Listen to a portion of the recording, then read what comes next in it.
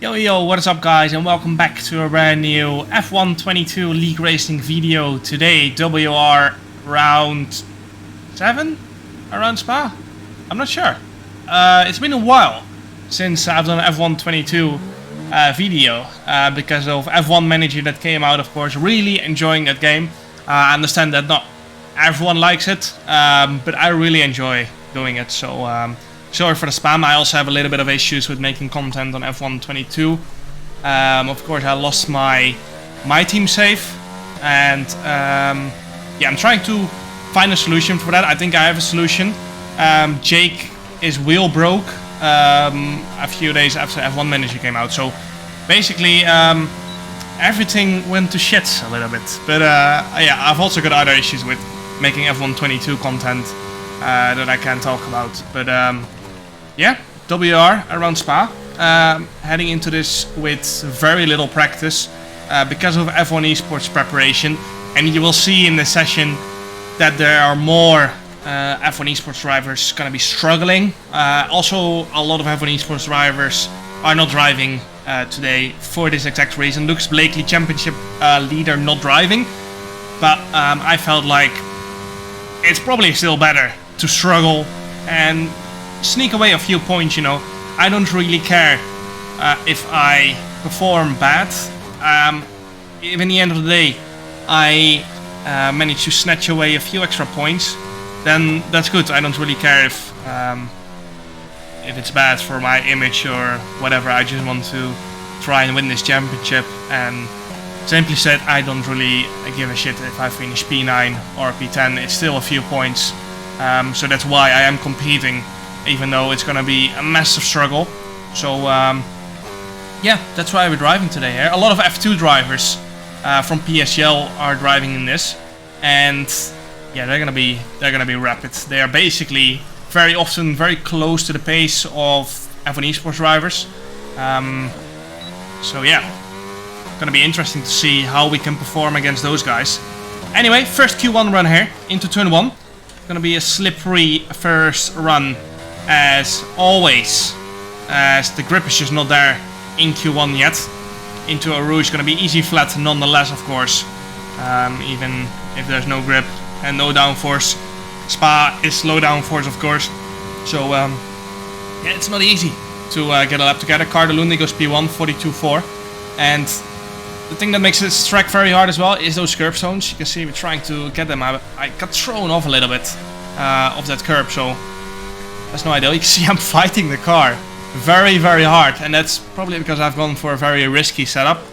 I basically did one qualifying session out of this, and I changed the setup going into this session in the hope that it will be a hit, but so far it looks very tricky and not easy to drive, so we might have messed it up a little bit, but that's the risk I wanted to take and I was ready to take. You can see correction on entry, correction on exit there again as well. Basically, I've corrected every single corner so far. We 3.7 tenths up on Primoz Miklavic, if I say his last name correct, I'm not sure actually.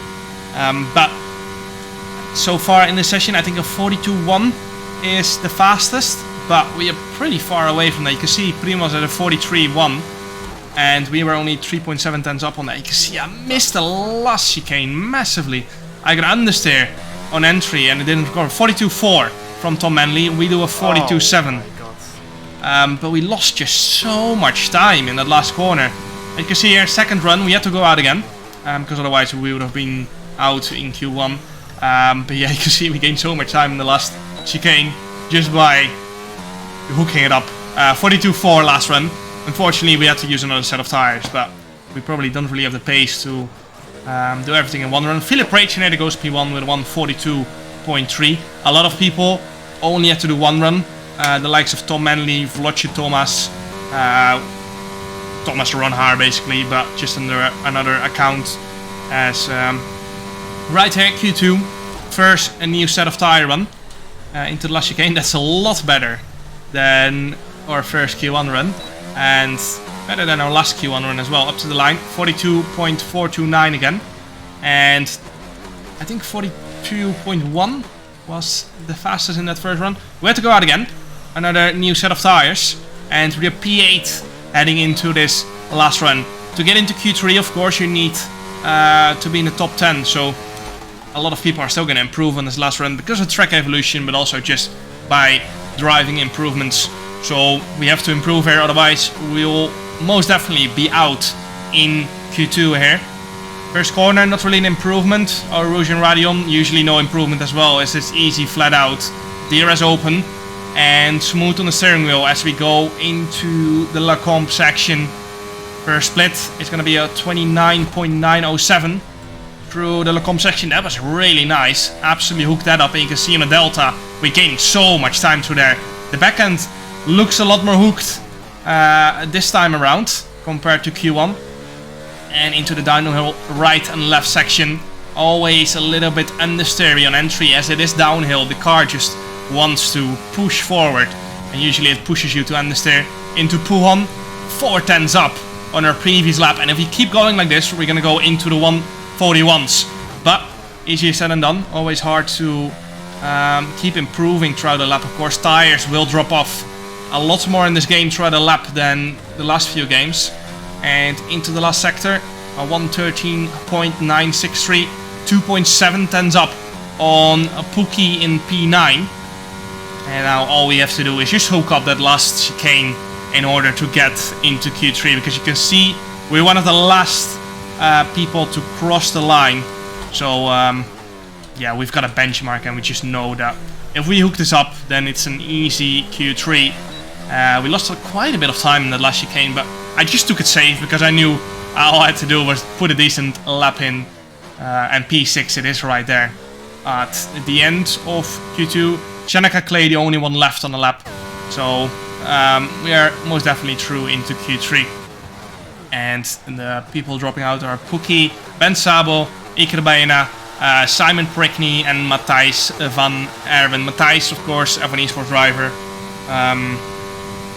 for Haas last year.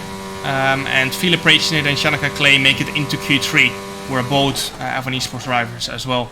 So, as you can see, there are not a lot of F1 Esports drivers in here, as a lot of them are absent. I'm not sure if that's an English word, absent actually, but first Q3 run 42.8 on a used set of tires, and into the final Q3 run now. We're still P6 actually, as a lot of people have invalidated, so let's hope a lot of people do that again on this last lap. But that's most likely not going to happen. New set of tires. And the aim is pole position, of course. Easier said than done. Into turn 1. Trying to get a front to bite into the asphalt nicely. And it's going to be 1 tenth up. Almost 1 tenth up on the exit of turn 1. Not quite hooked up. I think that could have been done better. But all we need to do is put it somewhere in the top 3 so we can fight for the win. Into the comp section, DRS open, top speeds of around 340 kph.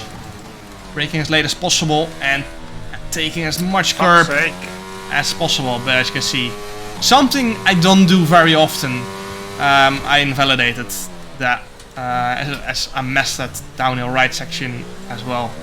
I messed it up. As you can see, Velocity Thomas goes P1 there, and we stay in P9 in the end there. So yeah, I think we would have gone P5 with our lap. Not great, but at least it would have been better than P9. But yeah, it is what it is. Those things tend to happen, especially when you're low on practice. Now onto the race, and you can see we're starting on the softs. And no formation lap, so everyone is going to have very, very cold tires. You can see there are a lot of people on hards. Philip Rachner in P5 on softs as well. And it's going to be lights out, and away we go. You can see off the line, we've got so much more grip than everyone else. And into turn 1, we're already 4 positions up. Actually 3 positions up, but we started P8. Thomas Runner got his lap deleted for track limits as we restarted the lobby. On the exit of turn 1, up to P4 we go. Shanaka knows there's no point in fighting this because we're going to have so much more grip than everyone else. You can see Tom Manley ahead of us struggling on those cold hards. And we're going to tuck in the slipstream of Philip Rachner. Overtake is enabled. And we are just gaining so much in the slipstream here. Into the Lecombe section. We're going to jump up to P3. And maybe P2 around the outside of George Nadar. And in the first sector alone, we've gone from P8 to P2 just because we've got so much grip compared to everyone else. Philip Raginator from P8, P5 to P1 as well. And it seems like everyone else is on the hard, so we've taken a lot of track position with that. But of course, the softs will drop off fast. Tire wear is pretty high around Spa, so that's gonna be tough. It's gonna be tough to keep them alive. And then eventually we'll have to move on to the hards and hope that we can keep that track position that we've gained right now. But now the focus is gonna be push as hard as possible to create as big of a gap as possible, so we've got some margin once we go into those hards, because of course we're gonna have to box for hards and we're gonna lose a lot of time in that warm-up process as well. As the lobby was restarted, we gained that position of course compared to Thomas, and we put on a different setup because we had that opportunity. And you can hear me say that this setup feels much better as I changed it back to what I was using, and that's gonna help us massively in the rest of this race. Ending lap 1, 1.7 seconds ahead of George Nadar. And we're probably going to keep gaining, at least for this lap. End of lap 3 now. Actually, start of lap 3. Gap is now 2.7 seconds, so another second gain on that second lap there. But tire is very high. As you can see there, virtual safety car deployed for a crash in the middle sector. And now we just need to keep ourselves to the delta and make sure we don't drop under. But as you can see there, Vlodje Thomas actually. Oh, it's full safety car. Let's go, baby. We can go hard and go to the end. It was Thomas Runner who actually crashed out. In the end, right? I'm not sure what happened to him, but now... Sorry, it depends how many laps. 19. Yeah, it'll be close. Very close. Now we are gonna box for hards, and the question is, can we make it to the end, of course? And you can hear me there discuss it with my race engineer, because of course we're gonna have another few laps of safety car. It is gonna be very close till the end with the tire wear. We're both pretty confident. Wow, huge. That we were going to be able to make it, of course, because those 3 laps of safety car will help. As now Philip Racing is right ahead of us. George Nadar boxed as well from hards. From medium. Go after me. I've had this discussion already. George Nadar on the mediums behind us, and he is definitely not going to make it. I was 99% sure that there's no way he was going to make it to the end. So I was very confused on why he done that. Maybe he's going for the 2-stop. That's viable option, I think so, to do that. But yeah, we just have to focus on ourselves, save these tires as much as possible, because it's not going to be an easy task to keep the pace up and make it to the end. End of lap 5 now, safety car will be coming in, and we are just trying to heat up our tires a little bit, but not too crazy. We don't want to damage the tires at all, of course, so I'm weaving, but not too aggressively. Now, safety car restart, you can see we were a little bit far back, but there were pretty big gaps compared to everyone. So, yeah, not sure why that was. We were not very sharp on the safety car restart as well. Neither was Philip Racinator. But restart now. Philip Racinator still with a fast lap of the race, and a lot of wheel spin out of turn 1. And we are gonna get a big slipstream here. I used a little bit of overtake to try and get closer and use the slipstream more to my advantage. And you can see he's a second behind Xander van Dijken. And that's why I decided to get past him. I'm not sure why he was struggling so much. Maybe it was tire warm-up, I'm not sure. But yeah, we want to close the gap to Xander a little bit to try and get DRS from him. As George Nadar obviously wants to get past us, and probably will get past us at some point, because those mediums are going to be quite a bit faster than ours. And he probably doesn't need to save them as well, because I was confident, gonna box again for softs maybe, and then just absolutely push it in those last few laps. As now lap 7, you can see George is all over us, and I just decided to let him go. No point in fighting this. I just want to save my tires as much as possible, and yeah, just use him to our advantage with the help of DRS. So everyone ahead of us, apart from George, on the hards, and everyone still has to make a pit stop apart from me and Philip Racing and Alexander van Dijk in boxes on lap 9. And now we have a bit of an issue as we are not getting DRS anymore, and I decided that's fine. I didn't want to push my tires at all to try and get back. I was ready to use a little bit of my battery to try and get back, but I knew that... I keep having like 5%, I don't think it's possible.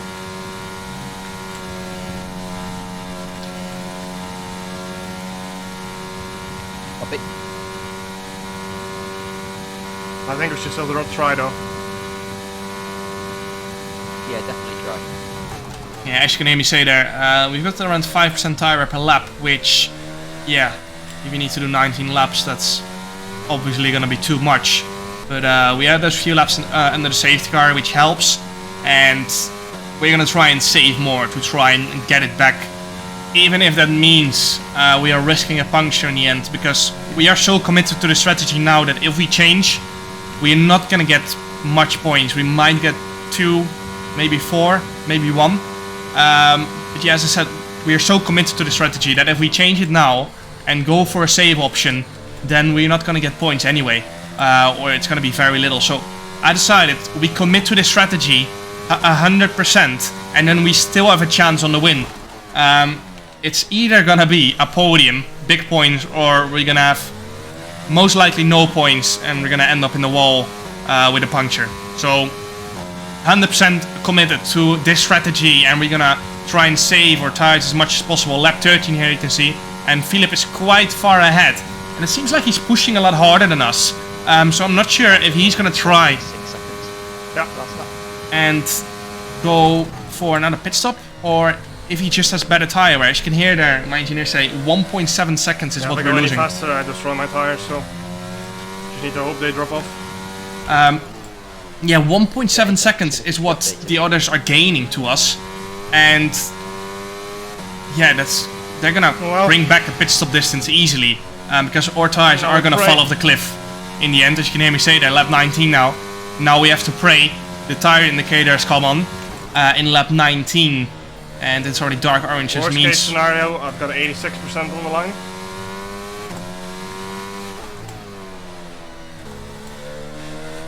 That's a pretty bad case scenario. Well, actually, the worst is not finishing, so you get my point. Yeah, you can. yeah, as you can hear me say there, tire wear is getting tricky. End of lap 19. Increased to 87. Tire wear indicator is dark orange, which means we're around 70% tire wear. And at this point, it's more likely that we're gonna get a puncture than not. But we are committed. If we box at this point, we drop out of the point anyway, so all we can do is hold on to this position, push as hard as we can. As you can see, I don't want to wheel spin, but there's just so little grip left. I don't get how the medium runner is still going.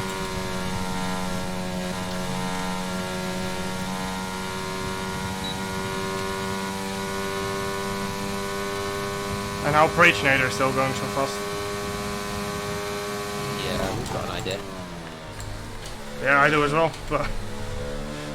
As you can see there, George and Nadar still going on the mediums, but he's obviously not going to make it to the end. I don't really understand why he was trying the strategy, because he would have been better off staying out on the hards and boxing for mediums around lap 12, or boxing for mediums under the safety car and then going for softs in the end. But whatever, he's still out here, and he has even less grip than us.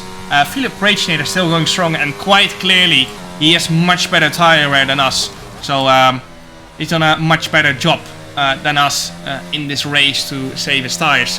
And you can see now Shanaka Clay, he is the one on fresh mediums right behind us. And we're gonna head into the final 2 laps of the race. George has a massive snap, and I decided to go for it here with the help of Slipstream. We're gonna try and get past into Blanchimont down the inside, and I hope Ben Sabo is gonna go for a move, which creates a little bit of a cluster here in this final chicane. I hope they fight a little bit, and that would cost him a lot of time. That would cost Shanaka a lot of time, and unfortunately it didn't cost him time. He's still in P4, 6 tenths behind, 2 laps to go on fresh mediums. We've got no tires left. We're not going to get DRS here. And luckily for us there, Shanaka sends it down the inside. And that cost both of them a lot of time. And this gives us a little bit of protection here on Camel Straight. With the help of the overtake button, we are going to try and defend here. And you can see Ben Sabo is not using his ERS. So we should be safe into the Lecombe section, even though all of them are getting DRS. You see, I kept using my overtake to try and get back in the DRS of Philip Racinator. We surely will be struggling as well, but a lot less compared to us. Now, Ruben Pedreno up to P5 on fresh mediums as well. At this point, it's not looking good with 1.5 lap to go, as our tires are hanging on to the last piece of rubber. Johannen has left the session after, I think, disconnecting maybe? I'm not sure. If you got ERS on anyone behind me, let me know. I mean, Shanaka, Benz, and Pedreno. Now, luckily for us, behind Ruben Pedreno and Got nothing. Tom Manley, I think, is behind Ruben Pedreno. There's quite a big of a gap. So, worst case scenario, we are finishing P6. You can see there, the rear tire grip is gone. Shanaka makes the exact same mistake as us. And now it's a 3-second penalty. Because yeah, I tried to just do that corner flat out with the overtake button on.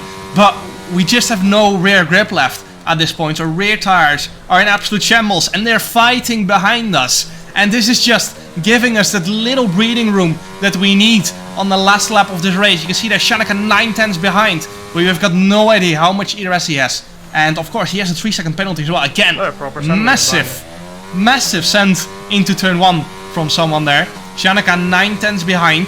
And he is going to get DRS unfortunately. Philip has much more pace at this stage than us. You can see now 1.9 seconds. I think he has a lot of ERS left as well. Pray again. And now into the Lecombe section, you can see Shanaka has gained already half a second. And by the time we go to the Lecombe section, he's right behind us. 1/10, 2/10. And my back end just does not want to work with me anymore. There's no rear grip. I'm trying to defend into the downhill right. I was a little bit late there maybe. But you can see we've got no grip left. Shanaka goes around the outside, which turns to the inside here.